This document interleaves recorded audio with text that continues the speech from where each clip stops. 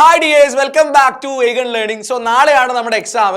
അപ്പോൾ നാലാമത്തെ chapter SS2 ലെ നാലാമത്തെ ചാപ്റ്ററിലെ ഒരു കിടിലൻ കാര്യമാണ് നമ്മൾ ഇപ്പോൾ പറയാൻ പോകുന്നത്. എവല്യൂഷൻ ഓഫ് മണി എന്ന് പറയും അല്ലേ? നമ്മൾ പഴയ കാലത്തിലെ കുറേ കാലം മുന്നേ നമ്മൾ എങ്ങനെയായിരുന്നു ട്രാൻസാക്ഷൻസ് നടത്തിക്കൊണ്ടിരുന്നത്? അത് പൈസ ഒന്നും വന്നിട്ടില്ല. എനിക്കൊരു സാധനം വാങ്ങണമെങ്കിൽ ഞാൻ വേറൊരു സാധനം കൊടുത്തിട്ട് അത് വാങ്ങും. ഇതിനെയാണ് നമ്മൾ ബാർട്ടർ സമ്പ്രദായം അല്ലെങ്കിൽ ബാർട്ടർ സിസ്റ്റം എന്ന് പറയുന്നത്. ഓക്കെ, ആ ബാർട്ടർ സിസ്റ്റത്തിൽ നിന്ന് തുടങ്ങി നമ്മൾ ഇന്ന് UPI വരെ എത്തി നിൽക്കുകയാണ് അല്ലേ? നമ്മളിപ്പോൾ ഡിജിറ്റൽ മണിയിലൊക്കെയാണ് എല്ലാവരും ഇപ്പോൾ പൈസയൊക്കെ കൊടുക്കുന്നത്. ഇപ്പോൾ ചായ കുടിച്ചു കഴിഞ്ഞാൽ ഗൂഗിൾ പേ അല്ലെങ്കിൽ ഫോൺ പേയിലൂടെയാണ് എല്ലാവരും പൈസയൊക്കെ കൊടുക്കുന്നത്. സോ ഈ ബാർട്ടർ സിസ്റ്റം മുതൽ നമ്മൾ ഇന്ന് കാണുന്ന ഈ രീതി വരെയുള്ള ഒരു ട്രാൻസിഷൻ ആണ് ഞാൻ ഈ ഒരു വീഡിയോയിലൂടെ പറയാൻ പോകുന്നത് കേട്ടോ. പഴയ കാലത്ത് നമ്മളിപ്പോൾ എന്താ ഒരു സാധനം വാങ്ങണമെങ്കിൽ ഇപ്പോൾ ഞാൻ കന്നുകാലികളെ കൊടുക്കും, മൃഗത്തിന്റെ തോല് കൊടുക്കും, അല്ലെങ്കിൽ പച്ചക്കറി കൊടുക്കും, അല്ലെങ്കിൽ അരി കൊടുക്കും, അങ്ങനെ കൊടുത്ത് ബാർട്ടർ സിസ്റ്റം ആയിരുന്നു ആദ്യം. പിന്നെ നമ്മൾ ഗോൾഡ് വന്നതിന് ശേഷം അല്ലെങ്കിൽ സ്വർണം കണ്ടുപിടിച്ചതിന് ശേഷം പിന്നെ സ്വർണത്തിലും സ്വർണ്ണ നാണയത്തിലൊക്കെയായി ഈ ട്രാൻസാക്ഷൻസ്. അതിനുശേഷമാണ് നമ്മൾ ഈ കാണുന്ന മെറ്റൽ കോയിൻസ് വന്നത്. മെറ്റൽ കോയിൻസിന് ശേഷം ഏറ്റവും വലിയൊരു വിപ്ലവമായിട്ട് വന്നൊരു കാര്യമായിരുന്നു പേപ്പർ കറൻസി എന്ന് പറയുന്നത്. ഓക്കെ, പേപ്പർ മണി അല്ലെങ്കിൽ പേപ്പർ കറൻസിയിലേക്ക് ഇത് ഷിഫ്റ്റ് ആയതോടുകൂടെ എനിക്ക് എന്ത് സാധനവും എപ്പോൾ വേണമെങ്കിലും വാങ്ങാം, പകരം നോട്ട് കൊടുത്താൽ മതി. ഈ ബാർട്ടർ സിസ്റ്റത്തിനൊക്കെ ഒരു നെഗറ്റീവ് സൈഡ് എന്ന് പറയുന്നത് എന്താ?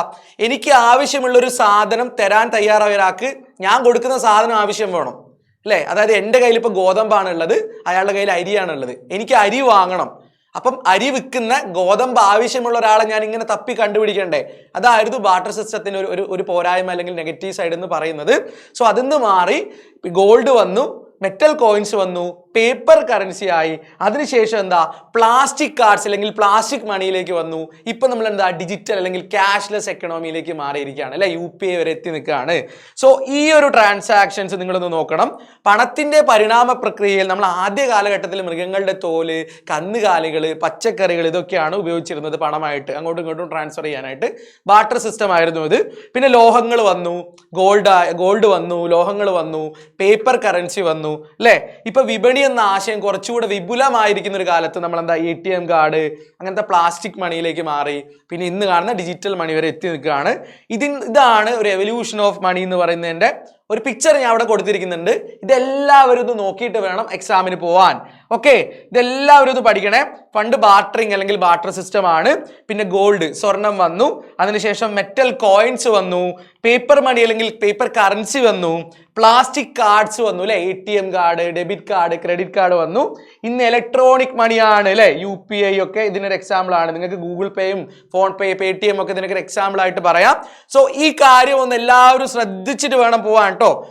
ഓക്കെ, ഈ കാര്യം എല്ലാവരും ഒന്ന് ശ്രദ്ധിച്ചിട്ട് വേണം നാളത്തെ എക്സാം എഴുതാൻ പോവാൻ. ഈ ഒരു എവല്യൂഷൻ ഓഫ് മണിയുടെ ഈ ഒരു ഡയഗ്രാം അല്ലെങ്കിൽ ചാർട്ട് ഒന്ന് നോക്കിയിട്ട് വേണം നാളത്തെ എക്സാം എല്ലാവരും എഴുതാൻ പോവാൻ. ഇത് നോക്കാണ്ട് ആരും പോകരുത്.